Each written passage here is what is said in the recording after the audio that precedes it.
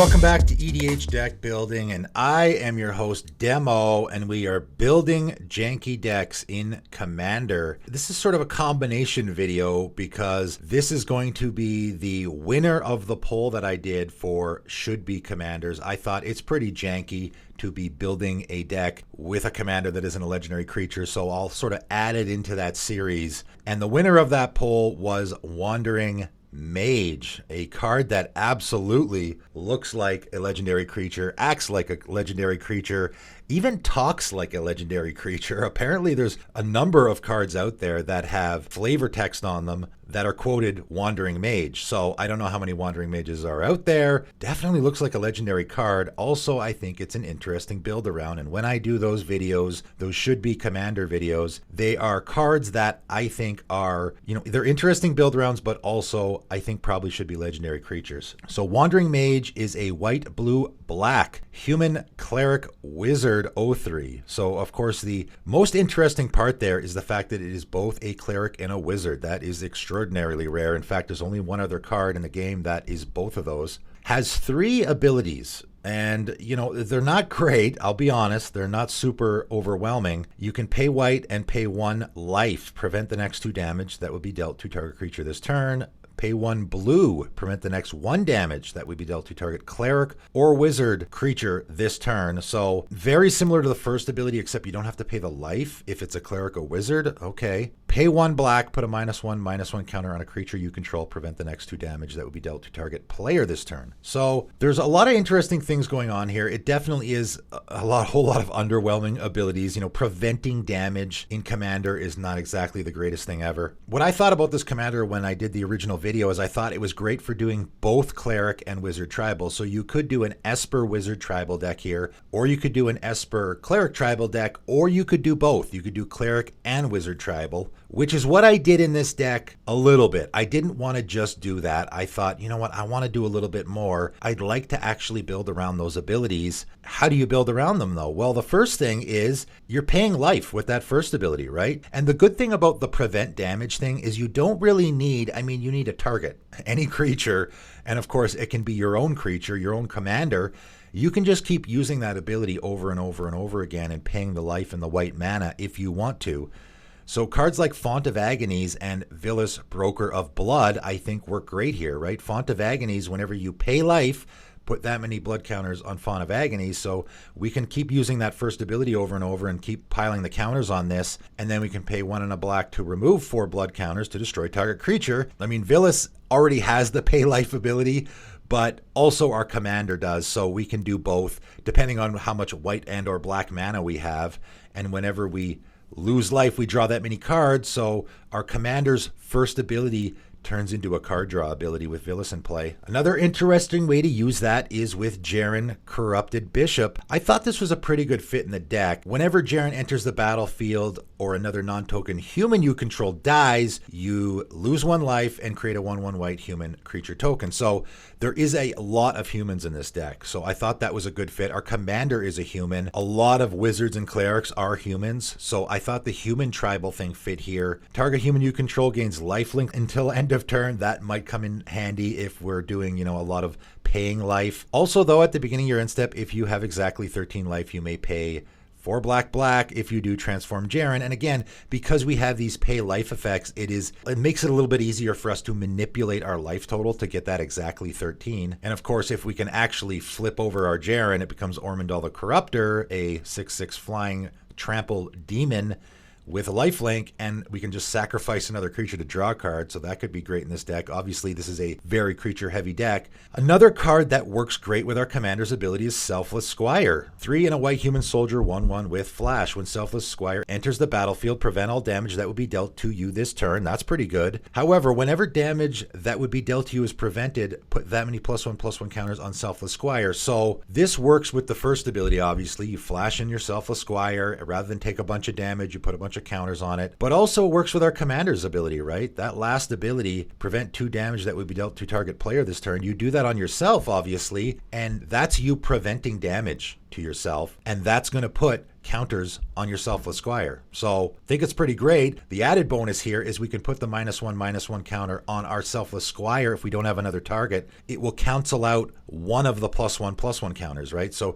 if you're about to take a ton of damage, for each 2 damage that's prevented, that puts 2 counters on our Selfless Squire, and it's gonna, if we put a -1/-1 counter on it, basically we're still gaining 1 +1/+1 counter. So for every black mana that we have, we can prevent a ton of damage here. Mickeus the Unhallowed. So this unfortunately doesn't work as good as I had hoped. When I thought we're putting -1/-1 counters on our creatures, so now I'm going that route. That works with Undying, right? Because the -1 and the +1/+1 cancel each other out. They get removed. So Undying creatures will keep coming back over and over and over again. Unfortunately, other non-human creatures you control, so it doesn't work with our commander. It doesn't work with any of the other humans in the deck. We do have a lot of non-human creatures in the deck though, so it will work there, right? Those creatures will have Undying. When they die, they come back, and we can use our commander's last ability just to put them, again, we don't care about the preventing damage part here. Maybe not. We actually want to put a -1/-1 counter on a creature we control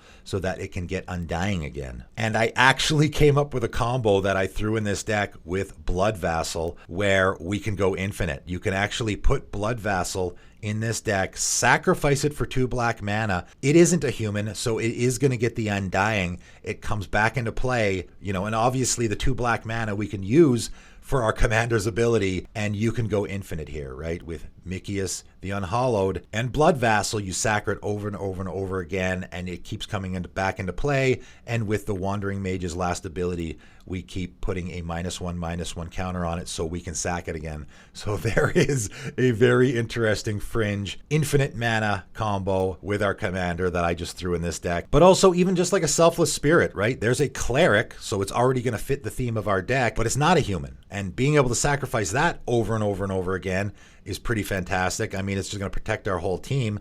So that also works as well. We can also do some creature type changing, right? Amboid Changeling, which is a changeling, it's going to fit the Cleric and Wizard theme, but also can change other stuff into those things. So our commander, for example, if we have the Mickeus out, we can change our commander's creature type. Essentially, we can tap our Amboid Changeling to have our commander lose all creature types until end of turn, so it will no longer be a human, and the Undying will actually work there. And I gotta throw Shield Mage Elder in here. Again, this is the card I was talking about. It's the only other card in the game that is both a Cleric and a Wizard, and we can tap 2 untapped Clerics we control to prevent all damage target creature would deal this turn. So again, that is fitting a little bit into what we're doing with other stuff here. And we can tap 2 untapped Wizards we control, prevent all damage that a spell would deal this turn. That's actually not bad. If someone casts a Blasphemous Act, you can tap 2 untapped Wizards and that Blasphemous Act gets shut off. It's not going to deal any damage. And, if we have our Shield Mage Elder in play and our Wandering Mage in play, right, our commander,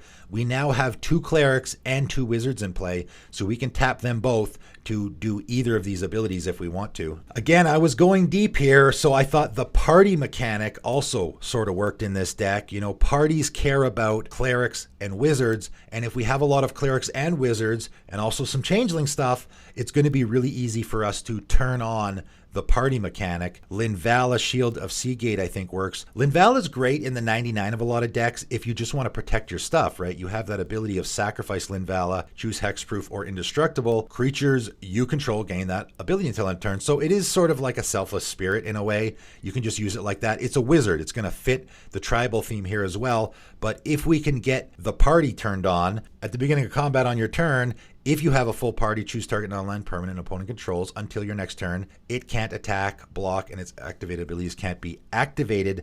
I think that's detain. I'm not sure why they didn't just say detain there. Maybe it's a little different. I don't know. But it is possible for us to have a party here. So I think that's a good fit. Coveted Prize is a card that, geez, maybe that should see more play. 4 and a black sorcery. This spell costs 1 less to cast for each creature in your party. So if you have just one, like if we have our commander, that's both a Cleric and a Wizard, and then you can search your library for a card, put it into your hand, then shuffle your library. If you have a full party, you may cast a spell with mana value 4 or less from your hand without paying its mana cost. So that's pretty great. Also though, if you have a full party, this is reduced by 4. So this becomes 1 black mana, search your library for any card. That's pretty great. I also threw Thwart the Grave in here. 4 black, black sorcery. This spell costs 1 less to cast for each creature in your party. So again, it's probably for sure at least going to cost 1 less. Probably even more than that. Return target creature card and up to 1 target cleric, rogue, warrior, or wizard creature from your graveyard to the battlefield. So for like 4, 5 mana, we can return a cleric or wizard, and we have, you know, almost every creature in the deck fits that description. We can return one of those and something else, and obviously that something else can also be a cleric or wizard, right? So we're going to get 2 creatures out of our graveyard with this. I think that works pretty good. And then of course we have the tribal stuff, and I got a few cleric stuff. Battletide Alchemist I really like a lot. Man, this card could go in a ton of decks. 3 white Kifkin Cleric, 3/4. If a source would deal damage to a player, you may prevent X of that damage, where X is the number of clerics you control. So even if you just have Battletide Alchemist in play, you can prevent 1 damage that would be dealt to a player, preferably you, but you can use this on your opponents as well. That can be really good a lot of times. You know, I actually had this in play once, and my opponent had a Purphoros deck. I had 2 clerics in play, and it completely shut their Purphoros off, because whenever that source dealt damage to me, I prevented 2 of the damage, which is of course exactly what Purphoros did. So it can completely shut off a lot of decks if you have enough clerics in play. I also got Celestial Gatekeeper, 3 white, flying 2/2 bird cleric. When Celestial Gatekeeper dies, exile it, then return up to 2 target bird and or cleric permanent cards from your graveyard to the battlefield. So not going to be returning any birds here, but definitely the clerics I think work. Of course, we got to have Edgewalker, and we got to have Aura, Skyclave, Hierophant. Both fantastic cleric tribal cards. Our commander is going to cost a single blue with Edgewalker in play, and obviously it's going to reduce the cost of all of our clerics, including Aura, which is also going to cost just 2 colorless mana. And Aura obviously is just an auto include in a cleric tribal deck if you are white and black. But what about the wizard tribal? I got a Zami, Lady of Scrolls. I got Galecaster Colossus. Any of our wizards now, we can just tap to draw a card or tap to bounce a permanent. Both very powerful effects. And again, remember, our commander, which we won't be attacking with or doing anything really with because it's an 0/3, is going to be great for these abilities where we can just tap it to draw a card or bounce a permanent. Not going to shut off any of its other abilities. We can still use all of those. Patron Wizard is another one where our commander's just sitting there. We're not really using it for anything else. We can tap it to help counter spells. Sigil Tracer, again, our commander or any of our other wizards in the deck. Now we can pay 1 and a blue and tap 2 untap wizards we control to copy target instant or sorcery spell and choose new targets for the copy. I got Docent of Perfection in here. Whenever you cast an instant or sorcery spell, create a 1/1 blue human wizard creature token. Then if you control 3 or more wizards, transform it. I mostly put it in for that because I thought we do have to close out the game, and this seems like a decent way to do it. Wizards you control get +2, +1, and have flying, so this turns a lot of our wizards into very formidable attackers. Our commander even now becomes a 2/4 flyer, so it can actually get in for some damage. And then of course it still has that whenever you cast an instant or sorcery spell, create a wizard token. I mean, this isn't a Spellslinger deck, but of course we do have a fair amount in here. And then Void Mage Prodigy, I just got to throw this in there. Blue and a blue, human wizard 2/1, pay blue and a blue, sacrifice a wizard, counter target spell. That's going to be great in any wizard tribal deck. Also has Morph. I don't know how often we're going to be using that, but it is there if you need it. I really like the deck I put together here. I got to be honest, when Wandering Mage was leading the poll and it won by quite a wide margin, I was kind of a little bummed. I don't want to just make a cleric and wizard tribal deck. That's not exciting. But I started getting the gears turning and started thinking about it, and I came up with a lot of other interesting things we can do, right? We can actually use our commander's ability, the pay life thing, preventing damage, putting -1/-1 counters on stuff. I also really like the party mechanic in this deck because I think we can at the very least have a cleric and a wizard in play, but sometimes even more than that. I think this is a really interesting deck. Again, not a legendary creature, not actually a legal commander deck. So gotta okay it with your play group first if you want to build this deck. And if you do, the deck list for it, of course, is in the description below. Check it out. I hope at least a few people out there throw this deck together and give it a spin. It would be nice to see it out in the wild at some point. But that is it for today, and thanks for tuning in.